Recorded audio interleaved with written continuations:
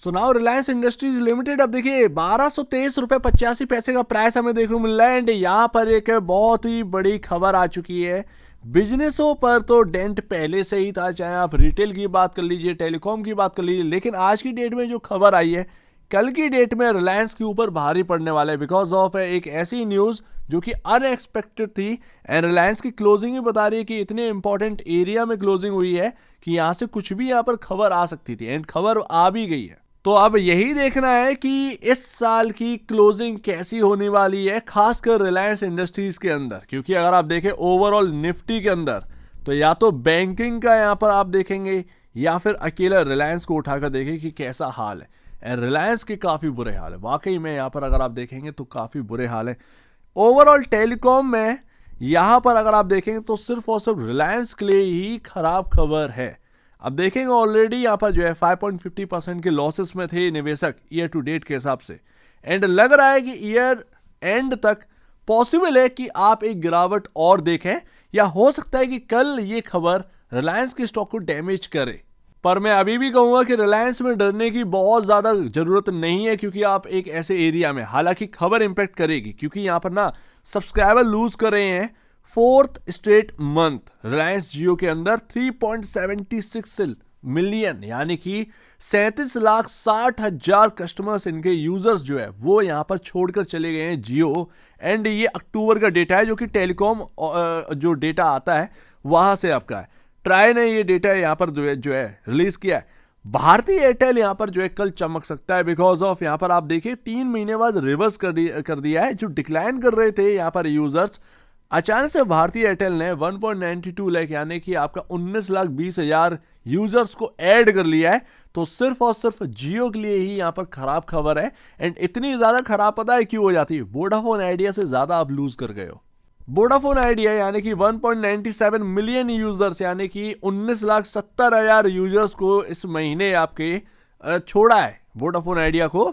लग रहा है कि यार ये आपका सीधी सी बात है, यहां पर आपका चला गया है यहां पर भारतीय एयरटेल की तरफ, कुछ हुआ होगा। बट बीएसएनएल ने यहां पर जो है ऐड किया है, लेट्स सी देखते हैं। बट वोडाफोन के कंपैरिजन जियो ने ज्यादा लूज कर दिया है, ये एक सबसे बड़ी बात है। एंड लगातार मैं आपके सामने रिलायंस को रख रहा हूं। देखिए डरने की क्यों बात नहीं है, मैं आपको बताता हूं वो भी बात, लेकिन इंपैक्ट पड़ेगा। मैं ऑलरेडी आपसे कह रहा हूं कि हो सकता है कि 90 रुपए की गिरावट रिलायंस के अंदर और हो। अब ये 90 रुपए कल हो जाए, परसों हो जाए, बट कहीं ना कहीं 90 रुपए तक की गिरावट होनी चाहिए। ये मेरा पर्सनल व्यू, होगी या नहीं होगी वो बात की बात। मैं ये नहीं कह रहा हूं हो जाएगी, क्योंकि अब तक के टेक्निकल एनालिसिस में सही एनालिसिस अपन करते हैं। एंड यहाँ पर मार्केट प्रिडिक्शन में तो एक सही तरीके से रिलायंस इंडस्ट्रीज को हमने जो है वो समझा है, समझने वाली बात है ना। तो वही सारी चीजें, ये जो मैंने आपके सामने ट्रेंड लाइन रखी थी, आप देखोगे आज की जो ओपनिंग हुई 23 तारीख को, ये गैप के साथ ओपन हुआ, गैप फिल नहीं हुआ है।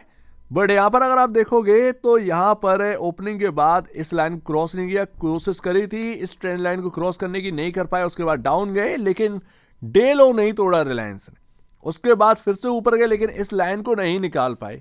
हम इस लाइन के बिल्कुल आसपास बंद हुए हैं। एंड माना ये जाता है कि कभी भी जब इंपॉर्टेंट जगह पर स्टॉक की क्लोजिंग हो तो वहां पर एक कोई ना कोई खबर आ ही जाती है। हाँ, अनुमत देखा गया है, अनुमत देखा, ये आपको एक्सपीरियंस के तौर पे मैं बता रहा हूं, ऐसा नहीं है कि कहीं लिखी हुई बात है। ये मैंने देखा है, पॉलीकैब में आप उठा के देखो, ये जगह जगह उठा के देखिए, खबर ऐसी आती है कि या तो एक बहुत अच्छा खासा शार्प एक अप मूव मिलता है या शार्प डाउन मूव मिलता है। सो लेट्स से देखते हैं, ये खबर यहाँ पर काफी इंपॉर्टेंट रही है। ऑलरेडी सबको पता है कि बिजनेस सेगमेंट जो है ना वो काफी खराब परफॉर्म कर रहे हैं रिलायंस के, एंड दैट्स वाई यहाँ पर जो है ना रिलायंस का स्टॉक भी डाउन है। यानी कि एक रीजनेबल तरीके से स्टॉक डाउन है, ऐसा नहीं है कि कोई शॉर्ट पोजीशन या ऐसा वगैरह वगैरह की वजह से डाउन हुआ हो। अगर हुआ होता तो यहाँ पर अब तक एक मूव दे देता, रिलायंस इतना ताकतवर है। बट रिलायंस की यहाँ पर प्रॉब्लम क्या आ गई अब तक की, कि यहाँ पर बिजनेस सेगमेंट से यहाँ पर प्रॉब्लम कर रहे हैं, यानी कि फंडामेंटल कुछ प्रॉब्लम है, दैट्स वाई स्टॉक परफॉर्म नहीं कर पा रहा। ये अपने लिए को हम लोग को मान लेना चाहिए। अब जो ट्रेंड लाइन आपने देखी वो इस तरीके से निकल रही है, ये आप देखो, ये इस तरीके से ट्रेंड लाइन है, एंड आप आ चुके हैं बिल्कुल बीच में, ठीक है ना। एंड ये अपने को क्रॉस नहीं होने दे रही है। ये पता है ये ट्रेंड लाइन कब से चल रही है? ये 2018-2019 से चल रही है रिलायंस के अंदर ट्रेंड लाइन, जो कि टूटी है। सेकेंड डे हम क्रॉस नहीं कर पाए हैं, सेकेंड डे हम निकालने की कोशिश करी है बट हम निकाल नहीं पाए। एंड उसके बाद एक आ जाती है खबर, ये कोइंसिडेंस आप कह सकते हैं या फिर पता नहीं ये क्या है, लेकिन मार्केट के अंदर अक्सर ये देखने को मिला है कि इंपॉर्टेंट जगह पर क्लोजिंग जब होती है तो एक खबर आती है, या तो स्टॉक चलता है या फिर टूटता है। अब ये खबर यहाँ पर ना, न्यूज़ जो है वो नेगेटिव ही न्यूज़ है, लेकिन जो आप ये देखिएगा कि रिलायंस के अंदर डरने की तब तक ज़रूरत नहीं है जब तक ये जो लोअर ट्रेंड लाइन है वो आपकी टिकी हुई है। ये 1110 1120 के आसपास, ये है रिलायंस का असली मजबूती वाली ट्रेंड लाइन। एंड अगर यहां से घूम गए तो बहुत अच्छा अपमूव मिलेगा। अब ये 1110 1120 ये बीच में घूम सकता है, ये भी ध्यान रखिए। ऐसा नहीं है कि उस ट्रेंड लाइन तक जाने जाए तो और भी अच्छी बात है, ना जाए तो भी अच्छी बात है, लेकिन ऐसे में होगा क्या, ये रिलायंस का बहुत मजबूत इंपॉर्टेंट जगह है। अगर यहां से घूमा तो ठीक है, अगर ये लेवल ब्रीच हो गए या लोअर ट्रेंड लाइन ब्रीच हो गई तो आप समझिएगा कि रिलायंस के स्टॉक में और ज़्यादा गिरावट आ सकती है। एंड ऑफ कोर्स ये मेरा पर्सनल व्यू है, मैं यहाँ पर आपसे कोई भी बाय या सेल रिकमेंडेशन नहीं कर रहा हूँ, ये ध्यान रखिए, मैं आपको उससे बता रहा हूँ। बाकी आपके एनालिसिस के लिए कुछ पॉइंट मिले तो यहाँ से उठाइएगा, लेकिन कहीं ना कहीं मुझे ये लगता है, लेकिन सच पूछे तो मुझे ये नहीं लगता कि ये लाइन को तोड़कर रिलायंस नीचे जाएगा। नहीं, इतना हल्का नहीं है ये तो बात है यार, क्लियर है, इतना तो नहीं होने देंगे। अच्छा, ये क्यों लगता है कि यार यहाँ से ये रिलायंस जो है वो बॉटम बनाएगा, 1110 1120 के आसपास से बॉटम बनाएगा?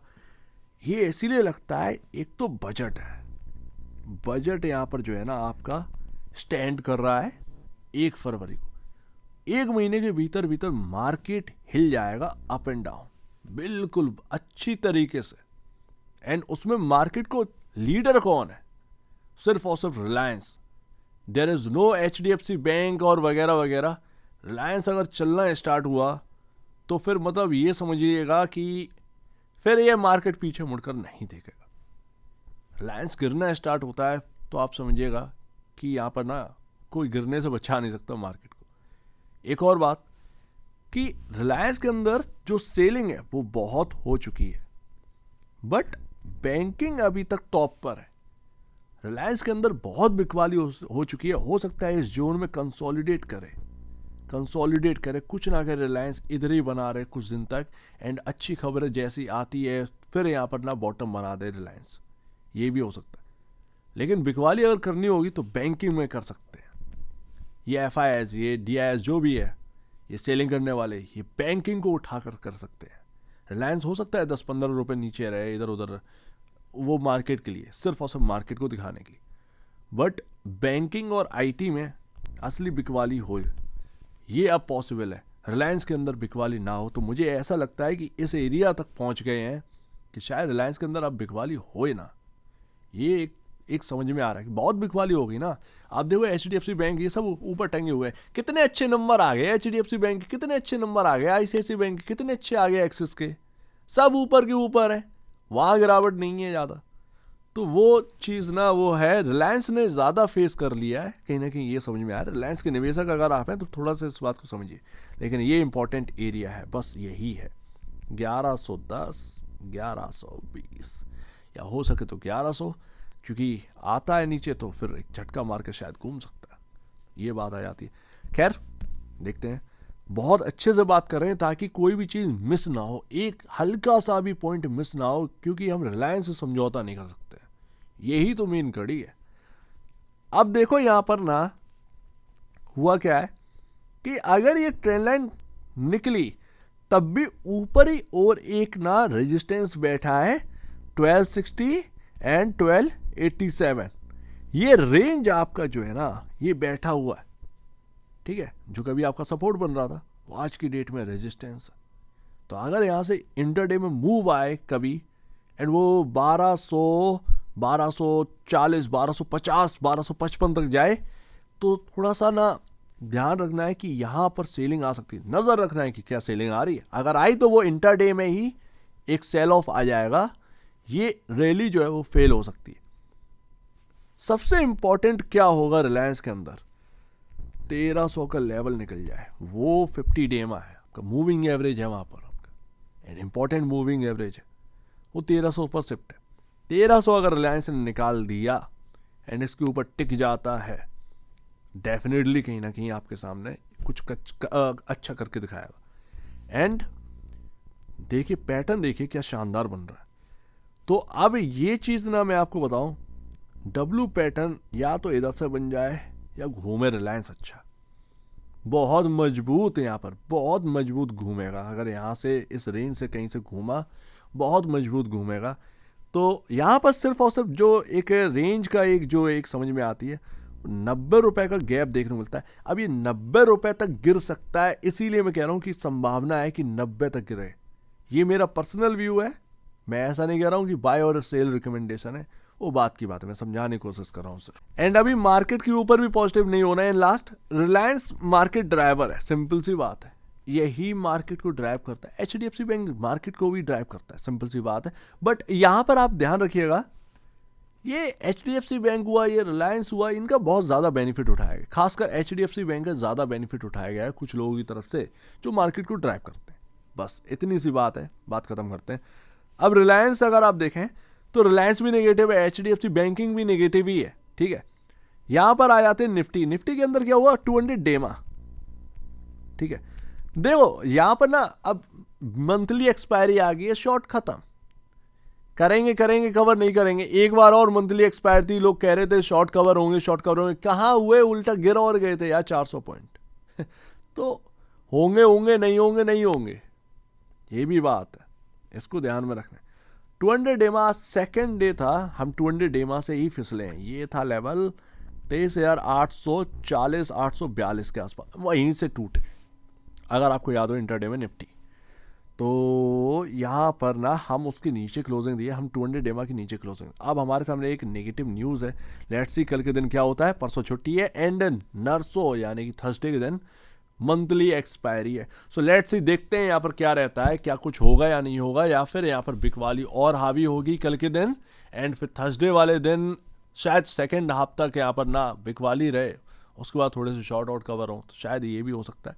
बट रिलायंस में कुछ यही है मेरे ख्याल से। रिलायंस के निवेशक हैं तो थोड़ा सा ध्यान रखिए, आपके सामने सारी चीज़ें हैं, डरने की जरूरत नहीं। यहाँ पर जो है ना वेट एंड वॉच करने की नीड है। अब देखो रिलायंस के अंदर क्या हो रहा है, क्योंकि रिलायंस के अंदर फंडामेंटली चीज़ें खराब अभी हो रही हैं, बिजनेस सेगमेंट की वजह से फंडामेंटली चीज़ें खराब है, बट टेक्निकली आप समझ सकते हैं। तो जब भी ना किसी स्टॉक के अंदर फंडामेंटल कुछ चीज़ें बिगड़ती हैं, उसको टेक्निकल बेसिस पर देखिए, और जब भी यहाँ पर ना फंडामेंटल अच्छी होती हैं तो यहाँ पर टेक्निकल थोड़े से फीके पड़ जाते हैं।